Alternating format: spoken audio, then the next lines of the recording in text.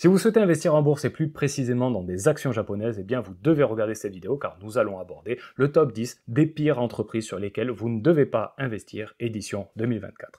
Et en numéro 10, nous retrouvons Yamaha Motor. Donc c'est un fabricant de motos, de scooters et d'autres produits motorisés. Sa note à l'art est de 6,54, donc si vous voulez savoir comment j'établis cette notation, eh bien je vous renvoie à cette vidéo. Et sur les 10, 5 et 3 dernières années, on remarque qu'il n'y a pas forcément de tendance baissière ni haussière, donc elle est assez stable. Sa rentabilité, donc comment je la calcule, c'est le résultat net après impôt divisé par le chiffre d'affaires, et en moyenne, Yamaha a une rentabilité de 6% dans la période 2014-2023. Et en tant qu'investisseur, nous recherchons des entreprises qui ont plus de 20% par an. Au niveau de l'endettement, la dette comment je la calcule, c'est la dette à long terme divisée par le résultat net après impôt. Donc j'essaie d'établir si l'entreprise réussit à rembourser ses dettes dans fourchette de moins de 1 an. Et ce qu'on peut remarquer, c'est que Yamaha a un endettement qui est de 3 ans sur la période entre 2014 et 2023, ce qui est pas trop mal, mais cela ne remplit pas mes critères.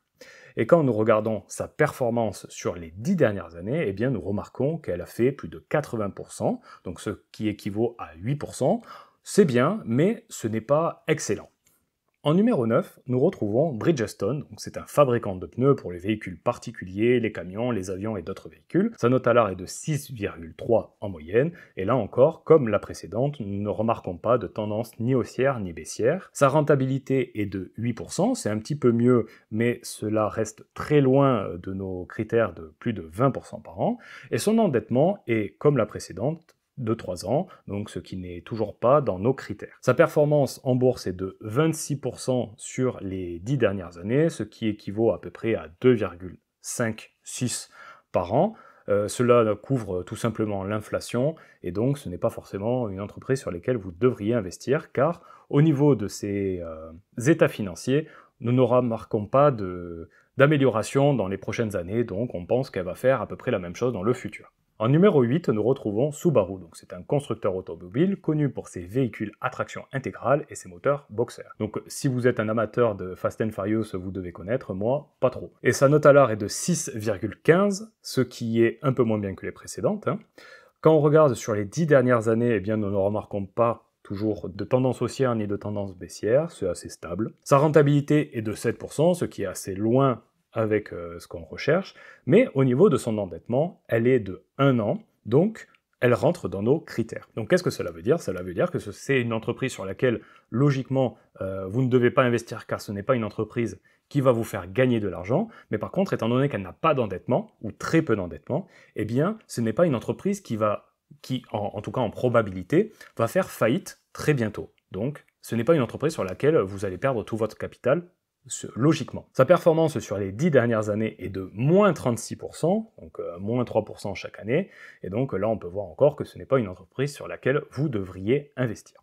En numéro 7, nous retrouvons Honda Motor. Donc c'est un fabricant d'une large gamme de véhicules, notamment des voitures, des motos, des VTT et des équipements électriques. Sa note à l'art est de 6,04. Là encore, on ne retrouve pas sur les 10 dernières années de tendance haussière ni baissière, c'est assez stable. Sa rentabilité est de 5%, ce qui est assez bas, et son endettement est de 7 ans, ce qui est beaucoup plus que la précédente.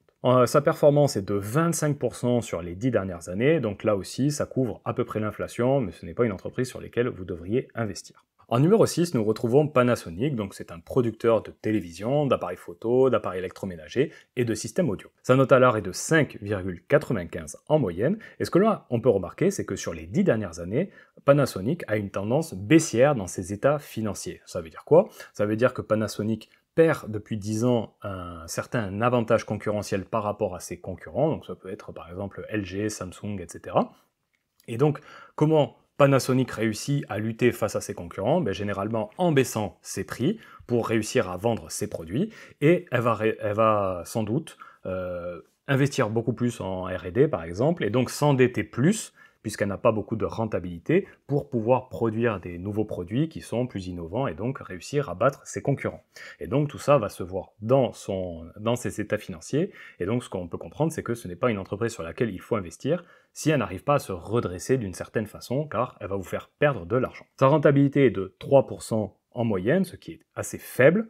Je crois que c'est celle qui est la plus faible de tout ce classement. Et au niveau de l'endettement, on remarque qu'elle est endettée à hauteur de 4 ans, ce qui n'est pas excessif, mais on peut faire mieux. Sa performance sur les 10 dernières années, eh bien, comme on a pu le voir, elle est de 11% sur les 10 dernières années, ce qui équivaut à 1,14 par an, ce qui est ridicule. Et c'est sur une entreprise, enfin, ce n'est pas une entreprise sur laquelle vous devriez investir également. En numéro 5, nous retrouvons Toyota Motors. Donc c'est l'un des plus grands constructeurs automobiles au monde. Il produit une large gamme de véhicules, de voitures compactes aux camions lourds. Sa note est de 5,89.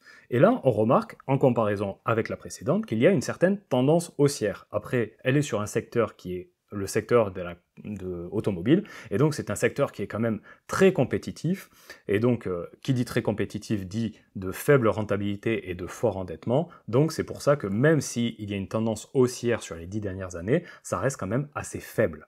C'est-à-dire que moi par exemple, j'investis sur des entreprises qui ont une note supérieure à 8,6, et donc quand on voit que Toyota a 5,89, eh bien vous pouvez investir sur des entreprises qui sont beaucoup mieux. Sa rentabilité est de 8% sur les 10 dernières années, ce qui est bien, mais on peut faire mieux bien sûr, et son endettement est d'1 an, donc là cette fois-ci, pareil, c'est une entreprise sur laquelle si vous investissez, il y a de très faibles probabilités qu'elle fasse faillite dans les prochaines années. Sa performance en bourse sur les 10 dernières années est de 105%, donc ça équivaut à 10% par an, c'est bien, mais encore une fois, on peut faire bien mieux. En numéro 4, nous retrouvons Suzuki Motor. Donc là, c'est un constructeur automobile japonais, spécialiste dans les petites voitures et les SUV. Sa note à l'art est de 5,54. Là, ce qu'on peut remarquer, c'est une tendance baissière sur les dernières années. Sa rentabilité est de 5%, donc c'est assez faible, et son endettement est là encore assez correct, de 2 ans, mais étant donné qu'elle a une rentabilité de 5% et qu'elle a une tendance baissière dans ses états financiers, eh bien cela ne montre pas des aspects positifs sur lesquels vous devriez investir sur cette entreprise. Quand on regarde sa performance sur les 10 dernières années, on remarque que Suzuki a fait plus de 90% sur 10 ans, donc ce qui équivaut à 9%, c'est bien, mais pareil, on peut faire beaucoup mieux. En numéro 3, nous retrouvons Nissan Motor. Donc c'est un constructeur automobile, encore une fois, qui produit donc des voitures, des camions et des SUV, et sa note à l'art est de 5,18. Sur les 10 dernières années, on remarque qu'il y a une légère tendance à la baisse. Sa rentabilité est de 2%, ce qui est pas beaucoup, c'est-à-dire qu'à chaque fois que Nissan réussit à gagner 100 €, eh bien, après avoir payé ses fournisseurs, après avoir payé ses employés, etc., eh bien, il lui reste 2 €. Ce qui est pas beaucoup. Au niveau de son endettement, elle est endettée à hauteur de 2 ans, ce qui est très correct, mais on peut faire mieux. Sa performance est de moins 48% sur les 10 dernières années, et donc on peut comprendre qu'il n'y a aucun critère au vert pour nous dire que cette entreprise va repartir à la hausse. Non, elle va continuer, je pense, à ne pas aller bien.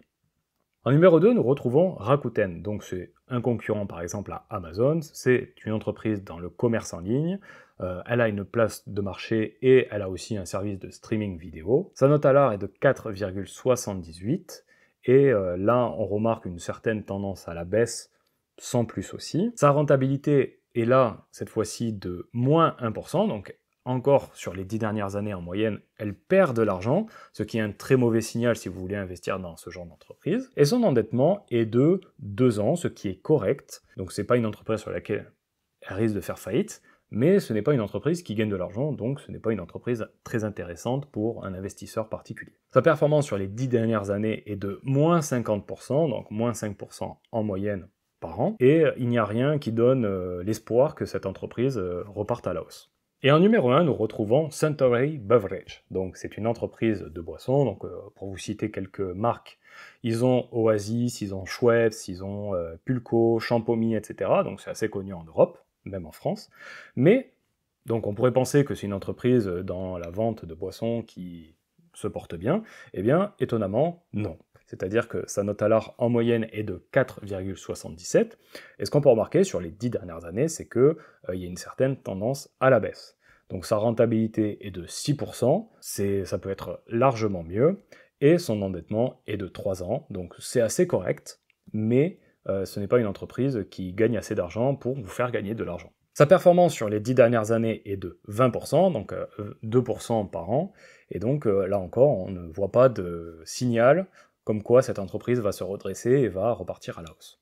Et donc ce que vous devez retenir, c'est que au niveau de ce classement, il y a 3 entreprises qui ont eu une performance négative, 4 entreprises qui ont une performance entre 0 et 50%, donc ce qui vaut à peu près à 5% par an en moyenne, et 3 entreprises qui ont eu une performance entre 50 et 150, donc c'est à peu près 10% par an. Et quand on regarde en comparaison avec le Nikkei 225, donc c'est à peu près le CAC 40 français, mais version japonaise, c'est les 225 plus grosses entreprises au Japon, eh bien, en comparaison, le Nikkei a réussi à faire 126% sur 10 ans, donc 12% par an. Et donc, ce que l'on doit comprendre, c'est que ces entreprises qui ont eu un mauvais état financier, eh bien, c'est généralement des entreprises qui ont eu des mauvaises performances, et c'est ce qui fait tirer vers le bas le Nikkei 225.